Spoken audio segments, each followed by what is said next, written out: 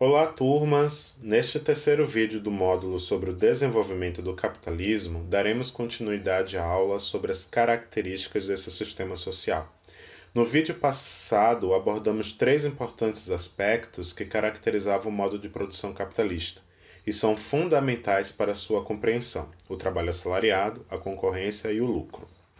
Na videoaula de hoje, discutiremos a lei da oferta e da procura, uma importante lei econômica que orienta o funcionamento do mercado, a produção e, sobretudo, a fixação e variação de preços, e que é fundamental, inclusive, para que compreendamos alguns fenômenos econômicos que estamos vivendo durante a pandemia de Covid-19. Vamos lá.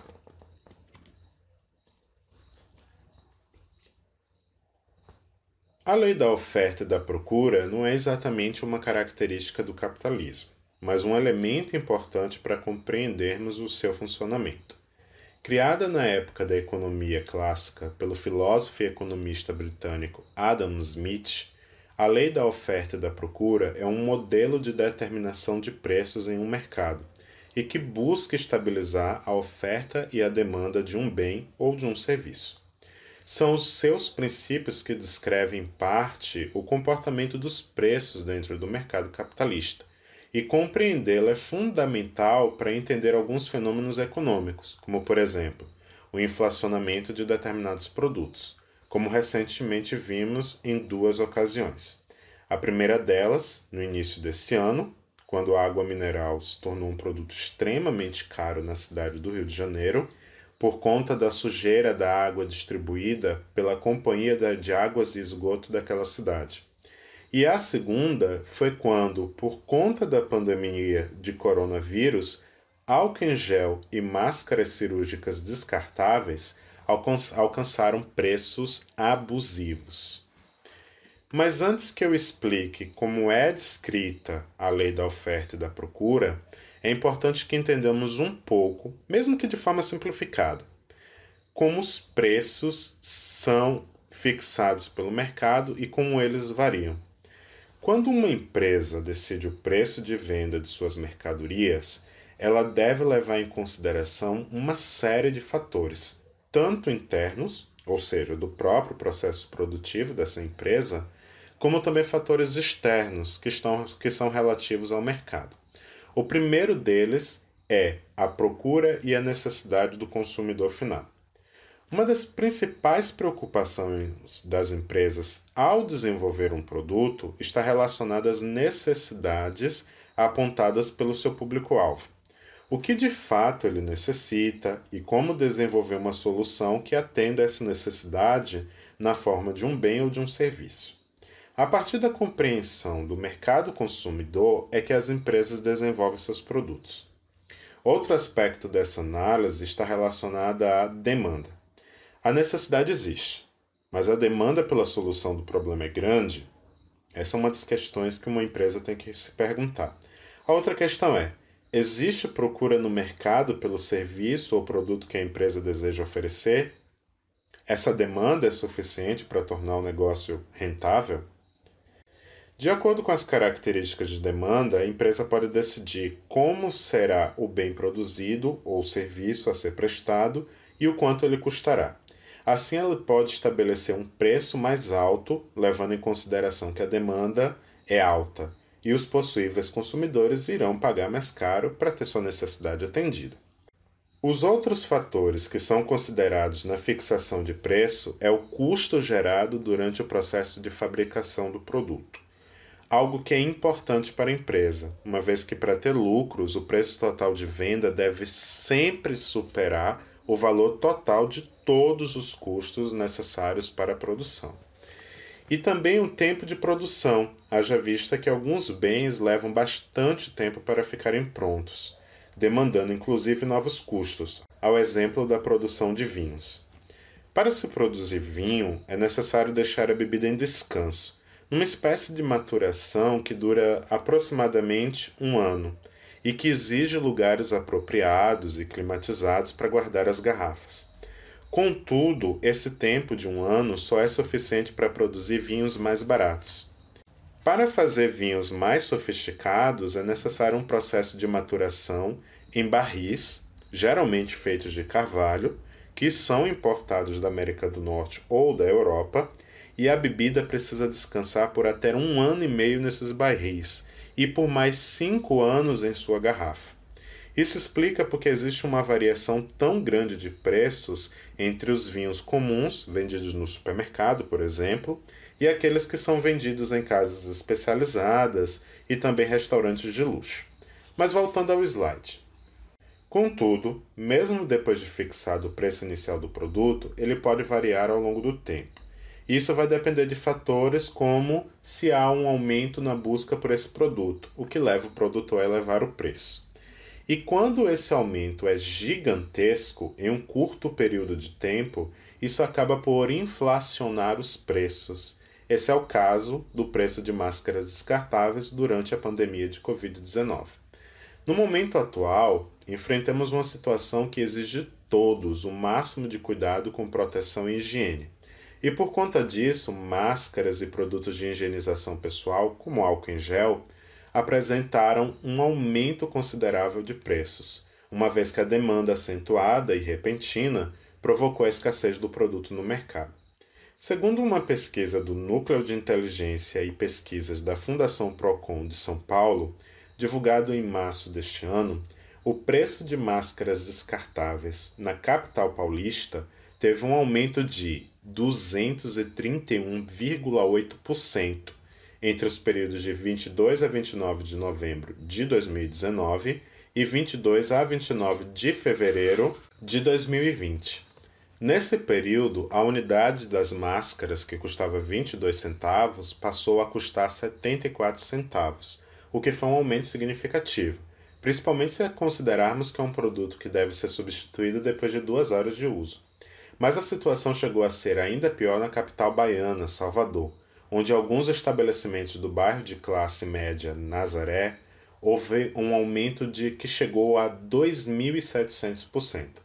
Nesse bairro soteropolitano, a caixa de máscara que antes custava R$ 7,00 passou a custar, na época, R$ 191,00. Esse, é claro, é um exemplo extremo da variação de preços que um produto pode sofrer, devido ao aumento repentino da demanda. Porém, não é um caso tão incomum. Voltando ao slide. Contudo, se por um lado um bem ou serviço pode ter seu preço elevado pela demanda, por outro lado, se ele não é mais procurado, o produtor é estimulado a deixar de produzir, uma vez que haverá impactos significativos no lucro ou baixar os preços. Mas vamos entender como funciona a lei da oferta e da demanda. Bem, depois de entendermos um pouco como os preços variam dentro do mercado capitalista, vamos ver como funciona cada uma dessas leis que compõem a lei da oferta e da procura. A primeira delas é a lei da procura.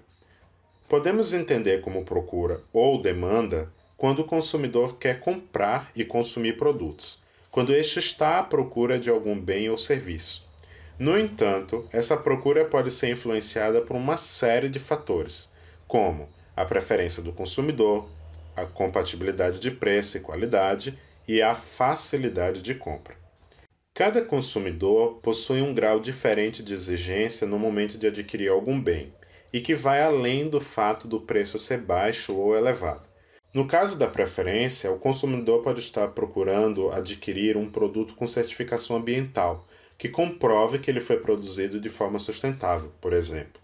Ou ele pode preferir adquirir um produto pelo tipo de tecnologia que ele possui e que atende melhor às suas necessidades.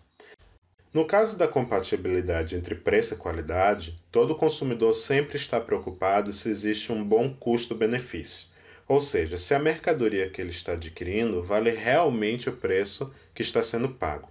Quando o preço é elevado, ele quer saber se será compensado com um produto de qualidade equivalente e com boa durabilidade, por exemplo. E quanto à facilidade de compra, o consumidor pode optar, por exemplo, em adquirir um produto pela internet, se isso for para ele mais cômodo, ou optar por um produto nacional, se um similar importado lhe exigir um tempo elevado de espera, acabar rendendo problemas na alfândega ou dificuldades de pagamento. No entanto, o que há de mais importante para se entender na lei da procura ou demanda é que se a procura aumenta, o preço tende a aumentar, como vimos no slide anterior, no caso das máscaras e do álcool em gel.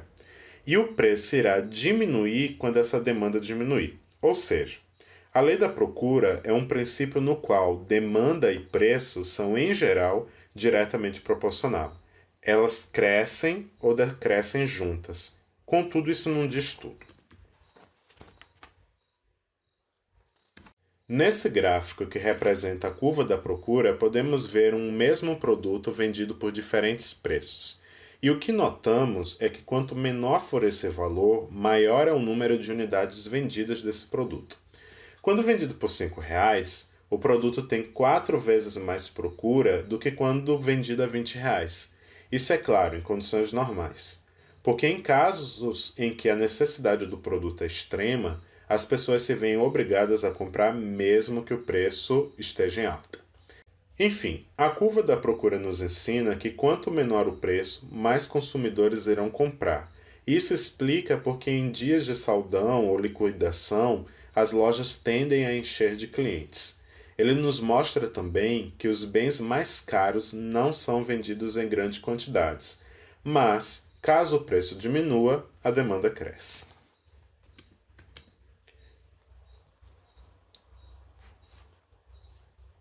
Por sua vez, a lei da oferta se aplica quando as pessoas oferecem produtos no mercado. Assim como a demanda, a oferta também é influenciada por alguns fatores, como o preço que já é praticado para determinado bem no mercado, se esse preço cobre as despesas de produção, ou seja, os custos, e se ainda geraria lucros aceitáveis, e o quanto os consumidores se demonstram inclinados a pagar por esse determinado produto.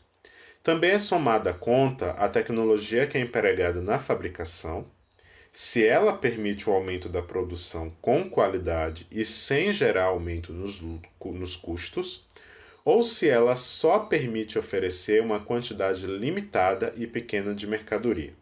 E, por fim, a quantidade produzida, que é o que determina o maior ou menor número de unidades disponíveis para comercialização.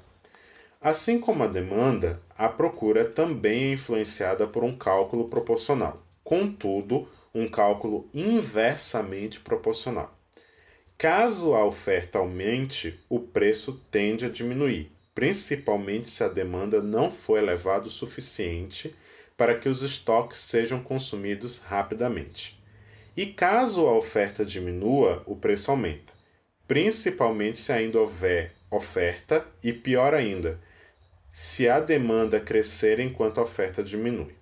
Mas vamos a um exemplo, desta vez ligado ao mercado editorial, área do qual eu tenho interesse por escrever um blog sobre literatura desde o ano de 2012. Há algum tempo eu venho interessado em adquirir um volume do livro Kokoro, ou em português Coração, que é um clássico da literatura japonesa escrito pelo autor Natsume Soseki, ou Natsumi Soseki. Quando foi publicado no Brasil em 2008 pela editora Globo, Kokoro custava R$ 30, mas hoje, 25 de maio de 2020, 12 anos depois, o único volume em português que você encontra na internet custa R$ 386.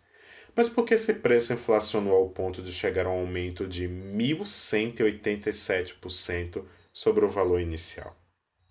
Bem, em nosso país, livros são produtos caros e pouco valorizados pela maioria da população. Por conta disso, as editoras brasileiras costumam publicar tiragens pequenas de suas obras em lançamento, para evitar prejuízos. Tiragens que vão de 10.000 a 100.000 exemplares, na maioria das vezes. E só tornam a fazer novas tiragens quando a demanda se mostra superior às projeções iniciais. Kokoro não teve uma segunda edição, e sua tiragem provavelmente foi pequena, porque somado aos fatores que já expliquei, pesa o fato de que a literatura japonesa é pouco conhecida em nosso meio, que em geral consome mais obras de literatura inglesa ou estadunidense. O resultado é que todos os exemplares disponíveis foram com o tempo sendo adquiridos por apreciadores da literatura japonesa, de Soseki ou por universidades e bibliotecas. E pouquíssimos exemplares retornaram ao mercado depois disso, para serem adquiridos por sebos e livrarias que vendem livros usados. Como o número de volumes disponíveis para venda se tornou extremamente escasso e não houve uma nova tiragem ou uma nova edição para aumentar a oferta, os únicos disponíveis chegaram a valores exorbitantes, porque se alguém realmente estiver interessado em adquiri-lo, estará disposto também a pagar caro por um produto que se tornou raro. Contudo, esse preço deflacionaria se uma nova edição fosse publicada, ou talvez não, no caso da edição de 2008, porque no mundo dos livros e do mercado editorial ele é ainda uma edição rara, e seu preço só decairia se outros volumes da mesma edição chegassem ao mercado ou se o interesse por essa edição em específico caísse para quase zero.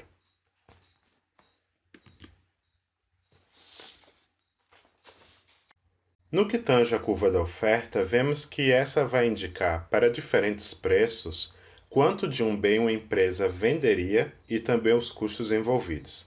Na verdade, a curva mostra o preço ideal da unidade para a quantidade que foi inicialmente produzida.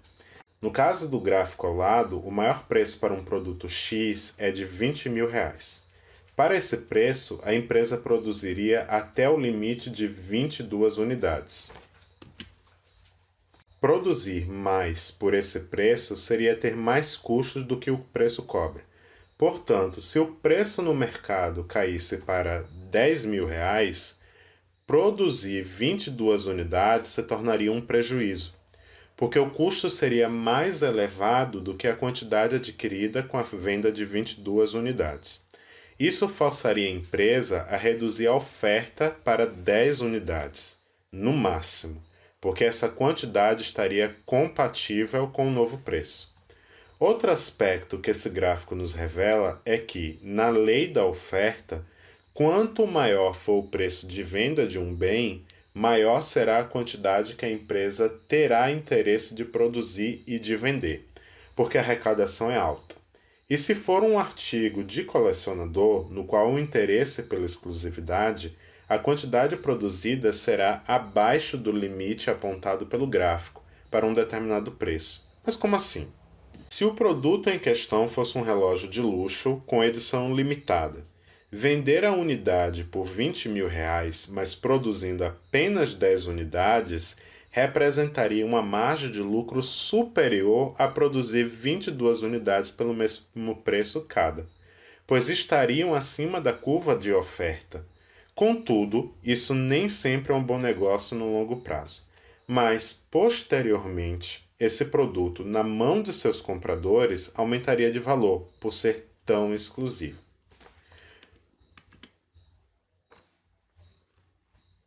Contudo, idealmente, existe um ponto de equilíbrio entre a lei da oferta e a lei da procura. Esse ponto de equilíbrio ideal aconteceria se a oferta e a demanda se igualassem, como nós podemos ver nesse gráfico, onde a curva da oferta, em verde, encontra a curva da procura, em azul. E aí o ponto de equilíbrio seria justamente o ponto onde as duas curvas se encontram, uma demonstrando o preço de equilíbrio, a outra demonstrando a quantidade de equilíbrio. Isso faria com que os preços ficassem em um patamar razoável, nem muito caro, nem muito barato. Porém, uma coisa que só acontece em condições extremamente ideais. Normalmente não acontece na realidade.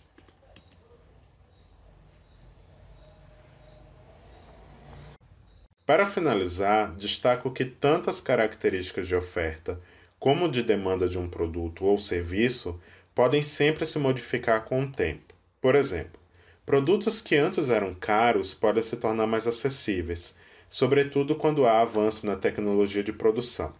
Esse foi o caso dos celulares ou dos computadores pessoais.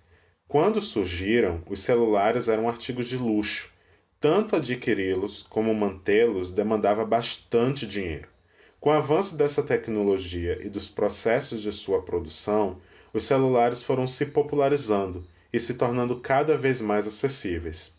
O mesmo se deu com os computadores, que deixaram de ser imensas geringonças que ocupavam salas inteiras e que eram sobretudo de uso de governos, exércitos e outras instituições, a exemplo do modelo ENIAC, para se tornarem menores e de uso pessoal, inicialmente a preços elevados, mas depois seguindo uma evolução parecida com o caso dos celulares e se tornando mais acessíveis.